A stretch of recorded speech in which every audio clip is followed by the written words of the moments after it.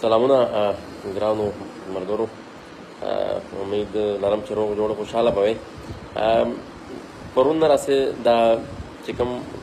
واقعات روان دي، پرون زموږ چې دا کوم د جرګې سره آلریډي چې کوم زموږ د ملګرو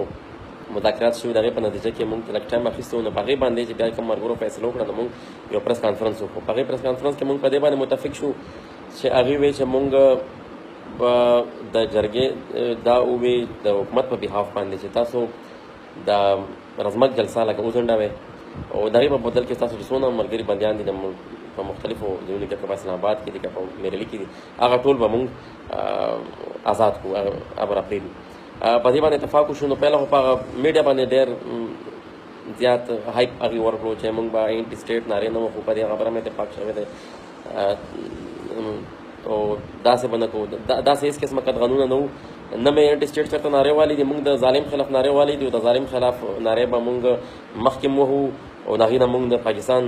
یو قانون او یو د آئین یو شي کوم د هغې نه موږ نشو منع کولی. اوس نن چې بیا کوم ډیولپمنټ شوي دي په هغې کې داسې کار وشو چې یو خو زموږ د اسلام آباد د ملګرو ضمانت ریجکټ شو او هغه ای ټي سي کورټ ته ولېږلو، هغې باندې بله دفعه هم ولګوله. په میرلي کې چې کوم زموږ ملګري دي هغه هم تر اوسه پوره ټوله نه دی راپرېښي، اوس زما خبرو شو 15 کسان یې راپرېښي غلي. بهرحال ما جرګې ولته هم دا خبره کنوې کړې ده او د دې ویډیو په ذریعه یو ځل بیا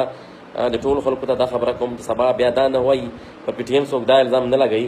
چې موږ ډېر زیات د مصلحت نه کار واخیستو. زموږ د خپلو ملګرو په کې ډېر په موږ باندې تنقید وکړو چې د دې رزمک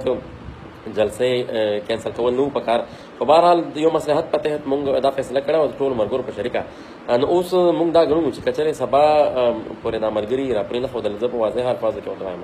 چې که چېرې سبا پورې، ځکه چې میرلي سره ما رابطه وشو نو هغې وایي چې د نوراسلام دا وړ په رهایي باندې هغې لږ ریلکټنټ دي، هغه نه راپرېږدي. ما د جرګې ته دا خبره هم کړې وه چې څو پوره نوراسلام دا وړ نه یې رها شوی نو هغه نوره خبره موږ دا خبره به نیمګړې. دغه شان دی که د اسلام آباد چې څونه هم ملګري دي دا که سبا راپرې نه ښودی شول نو زه به دا ګڼم چې زموږ او د جرګې په ذریعه جرګه هم د چا په ریپرزنټیشن راځي نو زموږ به بیا نظر دا وي چې دا د دې جرګې افادیت زما په خیال د حکومت په نظر کې دونه نشته، ځکه چې موږ د خو د جلسې ریکویسټ وکړو موږ خو ومنلو. نو موږ چې کومه جرګه د هغې سره چې دې کوم خبرې کېدونکې وې د اختر نه پس په 22 تاریخ باندې، نو کېدای شي موږ د دې نه مخکې بیا یو ځای مزل موږ دپاره، ځکه چې هغه بد اعتمادي په دې لومبنۍ دغه کې دومره زیاته پیدا شي چې دومره قدر خبره د جرګې هغې لکه زمونږ نه من یو کمیټمنټ هغې وکړو چې موږ به کسان راپرېږدو، اوسه پورې نه راپرېږدي. بهرحال موږ بیا هم سبا پورې انتظار کوو، خو سبا که زمونږ ملګري یو ملګری هم زمونږ په میرلي کې یا په اسلام آباد کې په جیل کې پاتې شو نو زمونږ به دا ګڼو چې زمونږ او د دې جرګې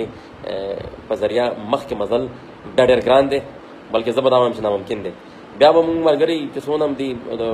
دا به ټول په خپلو کې کینو نو مستقبل لاهي عمل به جوړوو. تر دې دمه ما ته د جرګې ملګرو دا تسلي راکړې ده چې سبا به د اسلام آباد ملګرو ضمانت هم وشي او د میرلي ملګري بشمول نوراسلام دا به ټول تر سهاره پورې آزاد شي. او که تر سهاره پورې ته مثال سبا ماسپښین 2 بجو پر افیشل ټایم هغې پورې که دا ټولې رهایانې ونه شوې نو موږ به بیا یو فیصله کوو. خو بهرحال د دې جرګې سره به کم از کم مخکې مزل زموږ دپاره بیا ناممکن شي او مخکې زموږ څه فیصله ده څه زموږ لاهي عمل د هغې دپاره به بیا موږ سوچ کوو، مشوره به کوو او د ټولو ملګرو په خواش به یو خبره مخې ته راوړو. ډېره شکریه.